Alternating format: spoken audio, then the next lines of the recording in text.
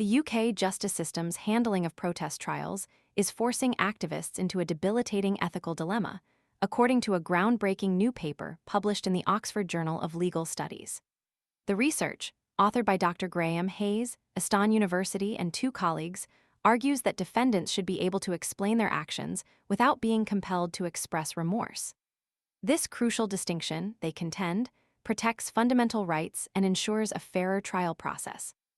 The current system, the paper argues, creates an impossible choice: renounce your political beliefs and potentially receive a lighter sentence, or maintain your convictions and risk harsher punishment. This coercion, the authors claim, fundamentally undermines the principles of justice and free expression. The pressure to express remorse, they explain, conflates legal guilt with moral culpability, blurring the lines between admitting to a crime and acknowledging wrongdoing in a broader ethical sense. A defendant may readily admit to actions that constitute a crime, while simultaneously upholding their belief in the moral justification of those actions within a specific socio-political context. The authors cite the high-profile case of the Colston Four in Bristol as a stark example.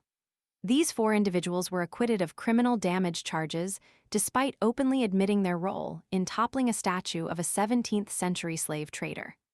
Their acquittal, the paper suggests, highlights the inherent conflict between the legal requirements of a trial and the defendant's right to articulate their motivations and beliefs. While the jury ultimately found them not guilty, the pressure to express remorse arguably complicated their defense and created unnecessary stress throughout the proceedings. The paper argues that the focus should be on understanding the context surrounding the actions, rather than extracting forced expressions of remorse. By allowing defendants to articulate their reasons, be it political activism, social justice, or other motivations, the court gains a richer understanding of the events and the defendant's mindset.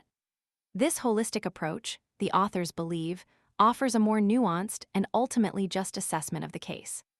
The current system, they suggest, prioritizes a narrative of individual culpability over a broader examination of the societal factors that may have influenced the defendant's actions.